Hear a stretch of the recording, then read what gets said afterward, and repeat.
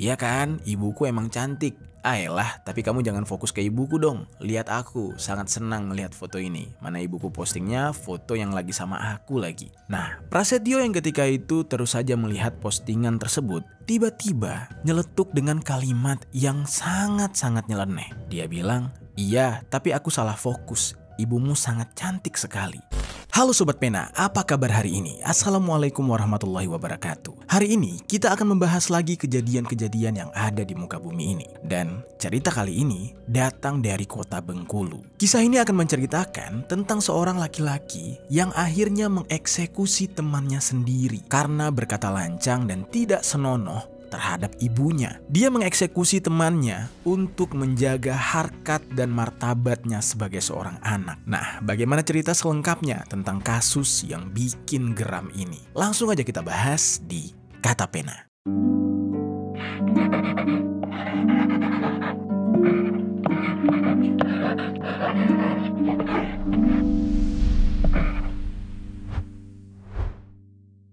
Seorang pelajar di SMK Kepahyang ditemukan tak di dalam kamar mandi kosnya pada Jumat 1 Desember. Korban PO 17 tahun warga desa Talang Bengkulu, Kabupaten Empatlawan meninggal dunia setelah oleh teman kelasnya sendiri. Tetangga kosan korban, Deng, sempat mendengar suara korban sebelum nyawa korban diisi oleh pelaku. Seperti biasa sebelum kita mulai ceritanya, jangan lupa untuk like, komen, subscribe, dan share video ini ke teman-teman kalian. Ceritanya bermula di sebuah daerah, tepatnya di Desa Wekus, Kepahyang, Bengkulu. Ada seorang anak yang masih berusia 17 tahun, namanya Prasetyo. Prasetyo merupakan warga asli Desa Talang Bengkulu, Kabupaten Empatlawan, Sumatera Selatan. Dia ini hidup sendirian di sebuah kos-kosan. Prasetyo merupakan seorang pelajar SMK Kepahyang yang memang ingin belajar hidup mandiri dan merantau. Orang tuanya menyewa sebuah kos-kosan untuk tempat dia tinggal. Nah, mengapa dia memilih untuk ngekos? Itu gara-gara jarak dari rumahnya ke sekolah itu sekitar 1,5 jam. Jadi, lebih aman untuk dia tinggal di kos yang lebih dekat dari sekolahnya. Prasetyo ini merupakan anak pertama dan 2 bersaudara. Keduanya adalah laki-laki. Orang tuanya memang bisa dikatakan ingin menerapkan hidup mandiri kepada anak pertamanya ini. Nah, namun di dalam cerita ini, tidak banyak informasi yang menjelaskan mengenai latar belakang dari orang tua Prasetyo. Ketika sudah mulai ngekos, orang tua dari Prasetyo ini selalu rutin mengunjungi anaknya Prasetyo setiap bulannya. Bahkan untuk membayar kos-kosan aja, orang tuanya itu tidak melakukannya dengan cara transfer, tetapi langsung datang ke tempat kos-kosan anaknya tersebut untuk membayar kos sekaligus mengunjungi anaknya. Di mata orang tuanya, Prasetyo ini terkenal sebagai anak yang berbakti. Dia taat, tidak pernah neko-neko, dan selalu mengabari kesehariannya kepada kedua orang tuanya. Dan dalam kesehariannya, bisa dikatakan kalau Prasetyo ini anak yang cukup sopan dan juga disenangi oleh para tetangga kosnya. Meskipun usianya masih pelajar, namun Prasetyo suka bergaul, menyapa tetangga-tetangganya yang lain yang umurnya jauh lebih tua. Dan karena sifat dia yang baik ini, di sekolah pun dia sangat gampang untuk bersosialisasi. Dari sekian banyak teman yang dia miliki, Prasetyo ini memiliki satu teman yang bisa dikatakan sangat dekat sekali dengan dia. Ya, kurang lebih bisa dikatakan itu sahabatnya. Temannya ini berinisial ZA. ZA ini baru saja menginjak usia 16 tahun. ZA merupakan warga asli desa Penanjung Panjang, Kecamatan Tebat Karai, Kabupaten Kepahyang. Hubungan Prasetyo dan ZA bisa dikatakan sangat akrab sekali. Mereka sering menghabiskan waktu bersama, entah itu untuk main game, jalan-jalan, liburan bareng di saat weekend, dan juga nongkrong dengan teman-teman yang lain. Saking akrabnya, si ZA ini juga sering menginap di kediaman Prasetyo. Yang mana terkadang Prasetyo yang hidup sendiri ya juga membutuhkan teman ngobrol agar tidak terlalu sepi. Singkat cerita, seperti biasanya, pada tanggal 29 November tahun 2023, Prasetyo ini merasa ya di kosannya itu sepi banget. Dia butuh teman untuk diajak ngobrol. Akhirnya, seperti biasa, dia menghubungi sahabatnya ZA untuk datang ke kosannya. Dia bilang, sini dong ke kosanku. Udah lama nih gak kesini. Kesinilah main. Kita ngegame bareng. Sekalian ngerjain tugas sekolah. Jangan lupa bawa baju ganti ya. Jangan cuma satu doang biar gak usah bolak-balik. Nginep di sini aja beberapa hari. kata Prasetyo. Kemudian ZA yang memang juga sedang tidak ingin di rumah dan sudah lumayan lama tidak berkunjung ke kosan Prasetyo langsung mengiyakan ajakan tersebut. Tibalah keesokan harinya, datanglah ZA ke kediaman Prasetyo. ZA ini sampai ke kediaman Prasetyo itu sekitar siang menuju sore hari. Sesampainya di sana, mereka tampak bercanda, berkomunikasi, dan menceritakan soal gosip-gosip tentang wanita yang ada di sekolah mereka. Mereka menghabiskan banyak waktu bersama dan ngobrol sampai dini hari. Setelah merasa lelah, keduanya pun tidur. Lalu beberapa hari terlewat selama berada di kos-kosan Prasetyo. Kegiatan Prasetyo dan ZA sangatlah monoton. Mereka beranjak dari kos-kosan tersebut hanya untuk beli makan. Selebihnya mereka hanya rebahan sambil main game. Pada malam kedua, ketika ZA menginap karena merasa kelelahan, Prasetyo memutuskan untuk tidur duluan. Dia bilang, "Aku ngantuk nih, gak kuat. Nanti kalau misalkan mau main game lagi atau ada apa-apa bangunin aja ya," kata Prasetyo. Lalu ZA menjawab, "Ayolah, baru juga 1 game. Udah ngantuk aja. Tapi ya udah, lagian kamu juga belum tidur bener dari kemarin. Tidur deh, tidur. Istirahat dulu. Nanti kalau ada apa-apa ya aku bangunin," kata ZA. Tidak lama kemudian, dalam beberapa menit, Prasetyo pun tertidur dengan pulas. Sementara itu, ZA yang sedari tadi sudah berhenti memainkan game, kemudian membuka laman media sosial pribadi miliknya. Pada awalnya dia membuka akun Instagram. Kemudian dia scroll-scroll namun tidak menemukan hal yang menarik. Lalu beberapa saat kemudian karena sudah merasa sangat bosan, ZA mulai membuka Facebook. Kurang lebih setengah jam dia nge-scroll di beranda Facebook. Dia melihat banyak hal lucu di sana. Jempolnya terus saja bergerak sambil nge-scroll. Sampai tiba-tiba dia terhenti pada sebuah postingan yang baru saja diposting oleh ibunya sendiri. Postingan itu menunjukkan kalau ibunya ZA mengunggah sebuah foto potret dirinya bersama sang ibu. Melihat foto itu, ZA jadi senyum-senyum sendiri, merasa sangat senang karena ibunya memposting foto mereka. Lalu tiba-tiba karena merasa sangat senang, kemudian ZA lantas ingin memberitahukan hal itu kepada Prasetyo. Kemudian Prasetyo yang tengah tertidur pulas lantas dibangunkan oleh ZA. ZA bilang, Tio, bangun deh. Nih, aku mau nunjukin sesuatu." Lalu kemudian Prasetyo yang tadinya tertidur akhirnya bangun dengan kondisi yang masih ngantuk. "Apaan? Penting gak? Awas aja ya kalau sampai gak penting. Udah bangun nih aku gara-gara kamu," ZA bilang. "Nih, lihat deh. Ibuku baru saja memposting foto baru bersama aku. Lihat bagaimana aku tidak senang dan terharu.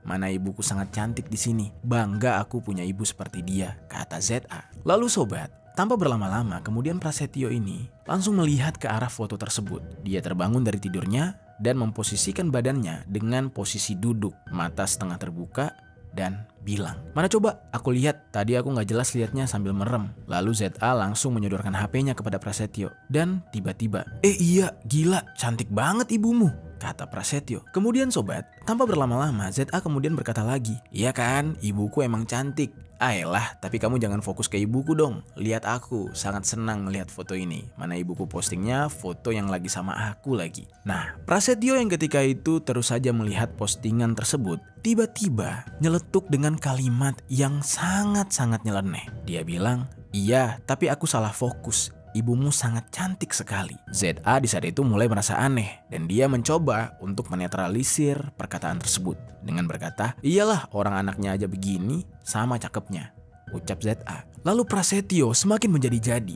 Dia malah mengucapkan, "Iya, bodi ibumu bagus banget lagi. Kayaknya enak tuh kalau disetubuhi, hehehe," sambil bercanda. ZA yang mendengar ucapan itu merasa sangat geli, sangat jijik, dan juga emosi. Dia mengerutkan dahinya mendengar perkataan yang tidak sopan yang diucapkan oleh Prasetyo. ZA di saat itu benar-benar marah. Pada saat itu, ZA merasa harga diri ibunya diinjak-injak.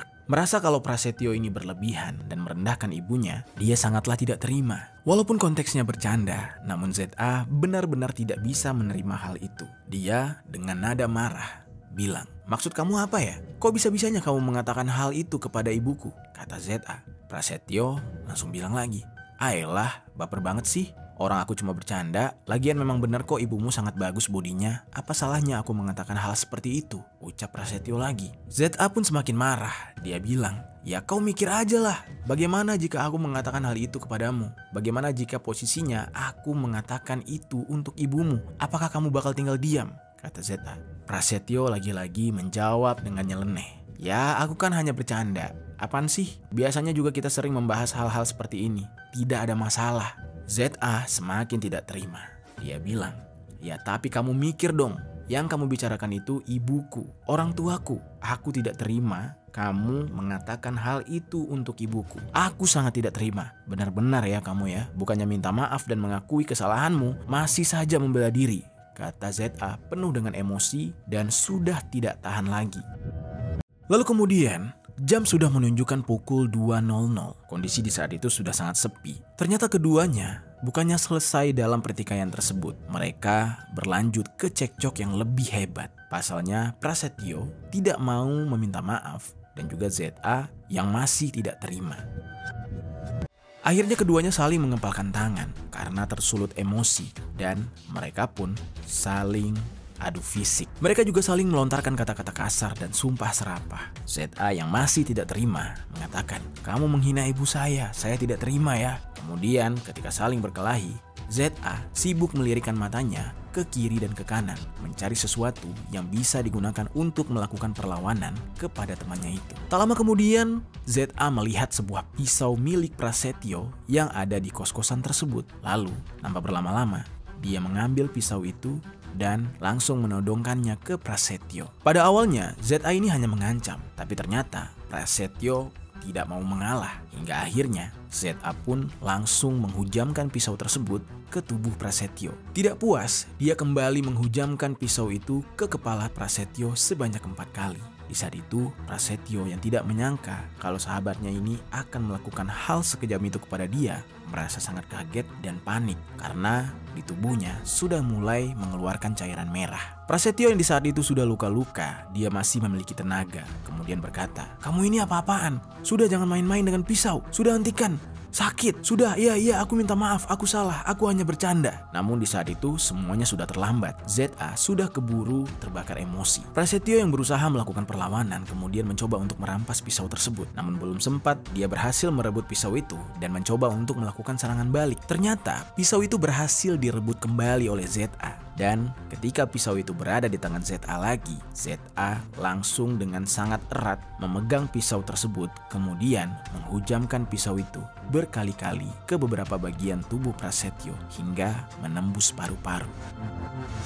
Saat itu, Prasetyo yang sudah berlumuran cairan merah merintih kesakitan. Ya ampun, sakit, tolong, kata Prasetyo. Namun terlanjur, di saat itu gelap mata, ZA tidak menghentikan apa yang dia lakukan. Dalam hatinya, dia sangat-sangat marah. ZA benar-benar gak berhenti. Di saat itu, dia ingin melihat Prasetyo ini meregang nyawa. ZA benar-benar gak berhenti. Di saat itu dia ingin melihat Prasetyo ini meregang nyawa. Sampai pada akhirnya 1 jam kemudian, di pukul 3 pagi, setelah kewalahan dan tersadar, kemudian ZA mulai menyadari kalau temannya yang sedari tadi dia hujamkan pisau sudah tidak bernyawa. Ketika dia sadar, dia tiba-tiba menangis, badannya gemetar. Dia di saat itu menyadari semua hal yang dia lakukan ini berada di luar kendalinya. Dia seperti orang yang kesetanan.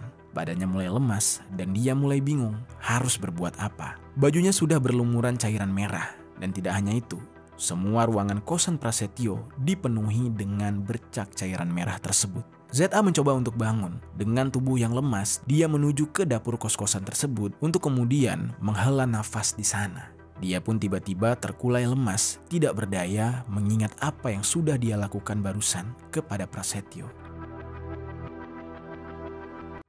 Di samping itu, seorang tetangga kosan yang bernama Deng, yang usianya 39 tahun, terbangun dari tidurnya mendengar suara minta tolong sejak pukul 2 pagi tadi. Namun sobat, karena merasa takut, Deng yang mendengar itu tidak berani untuk mencari tahu apa yang sebenarnya terjadi. Dia sempat berkata dalam hatinya, aduh, suara apa ya itu? Jam segini ngeri banget lagi. Siapa ya yang minta tolong? Namun pada saat itu, karena saking takutnya, Deng akhirnya tidak melakukan apa-apa. Lalu kemudian, suara minta tolong itu terdengar lagi. Dan untuk kesekian kalinya, barulah Deng ini kemudian memutuskan untuk memastikan suara itu karena merasa ada yang tidak beres. Keluarlah Deng ini dari kamar kos-kosan tersebut. Kemudian dia berjalan mengendap-endap, perlahan menghampiri kamar tetangga kosannya, yaitu kamar Prasetyo. Kemudian dia mencoba untuk mengetuk pintu kamar kos Prasetyo itu dan berkata, "Yo, Tio, kenapa Tio? Ada apa?" tanya Deng. Namun pada saat mengetuk pintu tersebut, sama sekali tidak ada jawaban dari Prasetyo. Kemudian, karena khawatir, Deng mencoba untuk mengintip dari jendela. Namun ketika baru saja menghampiri jendela, dengan kondisi gorden yang masih sedikit terbuka, Deng ini melihat terdapat bercak merah di kaca kosan Prasetyo. Nah, dari situlah Deng ini merasakan benar kalau ada yang tidak beres. Deng sebenarnya ingin mendobrak pintu itu, namun dia tidak berani karena dia hanya sendiri. Nah, akhirnya Deng ini mencoba untuk menghubungi pihak pengelola kos-kosan. Namun di saat itu, entah tidak ada jawaban, akhirnya Deng ini menelpon kepala desa dan menceritakan apa yang dia lihat. Kepala desa kemudian memberitahukan informasi ini kepada beberapa warga, dan warga yang mendengar berita itu akhirnya berbondong-bondong mendatangi kediaman kos-kosan Prasetyo. Sesampainya di sana, warga langsung berinisiatif untuk mendobrak pintu kos-kosan. Ketika pintu itu berhasil didobrak, semua orang terkejut. Di sana, terlihat Prasetyo sudah tergeletak tidak bernyawa dengan kondisi berlumuran cairan merah. Langsung di saat itu warga menelpon pihak kepolisian. Dan beberapa dari warga di sana tidak berani untuk mengevakuasi atau masuk ke dalam ruangan kos-kosan itu. Warga menunggu hingga polisi tiba. Polisi pun tiba di kos-kosan tersebut dan melakukan evakuasi terhadap jenazah Prasetyo. Di saat polisi masuk, polisi menemukan ada seorang laki-laki lain, yaitu ZA, di dalam ruangan berbeda dengan keadaan tergeletak lemas. Pada saat itu, Deng yang mengetahui kalau ZA ini merupakan teman dekat Prasetyo sangat tidak menyangka dan berkata, "Ya ampun, kamu apakan Tio? Ya Allah, ini kan temanmu. Astagfirullahaladzim." Dan Deng di saat itu menangis melihat kondisi Prasetyo. Dengan badannya yang masih lemas, kemudian pihak kepolisian mengamankan ZA ini dan dibawa ke kantor polisi untuk dilakukan pemeriksaan lebih lanjut. Sedangkan Prasetyo kemudian dibawa ke rumah sakit terdekat untuk dilakukan autopsi. Lalu di sisi lain sobat, di hari yang sama, ternyata orang tua Prasetyo yang biasanya datang ke kosan setiap tanggal 1 dan tanggal 2 di awal bulan, di hari itu juga berencana ingin mengunjungi anaknya. Pada saat itu orang tuanya sangat bersemangat karena mereka berencana akan membelikan Prasetyo sepeda motor. Dimana ternyata semenjak sekolah di kelas 1 SMK, Prasetyo ini sudah meminta motor kepada orang tuanya. Namun pada hari itu orang tuanya baru mampu untuk membelikan motor tersebut di hari dimana Prasetyo mengalami musibah yang merenggut nyawanya. Di saat orang tuanya ingin berangkat, tiba-tiba orang tuanya mendapatkan telepon. Mereka menerima kabar yang tidak mengenakan, yaitu anak mereka sudah tidak bernyawa, dihabisi oleh temannya sendiri. Kedua orang tua Prasetyo pada saat itu merasa sangat kaget. Mereka tidak menyangka mereka sampai lemas dan teriak histeris menangisi kejadian tersebut. Orang tuanya menangis jadi-jadinya. Mereka kemudian langsung menuju ke rumah sakit, tempat di mana anak mereka diotopsi. Lalu, di sisi lain, pihak kepolisian yang melakukan interogasi kepada ZA. Dalam cerita ini, ZA menjawab semua pertanyaan polisi dan dia sangat kooperatif dan tidak berbohong. Namun di saat itu, dia merasa sangat ketakutan. Dia mengatakan kalau dia melakukan hal tersebut di bawah kontrol emosi. Dia menceritakan semuanya. Dia bilang dia tidak terima karena awalnya temannya tersebut mengatakan hal yang tidak senonoh untuk ibunya. Akhirnya, atas kasus ini, ZA pun divonis hukuman 5 tahun penjara karena mengingat umurnya yang masih belum cukup untuk menerima hukuman orang dewasa. Sedangkan Prasetyo sendiri kemudian dipulangkan ke kediamannya untuk dimakamkan di TPU Desa Talang Bengkulu. Dan tidak banyak informasi yang menceritakan bagaimana tanggapan dari keluarga Prasetyo terhadap ZA atas kejadian ini. Prasetyo pun akhirnya pergi untuk selama-lamanya disebabkan oleh ucapan candaannya yang menyakiti hati sang teman. Itu dia sobat, kisah dari Prasetyo yang dieksekusi oleh temannya ZA. Gimana menurut kalian? Apa pelajaran yang bisa kita ambil dari cerita ini?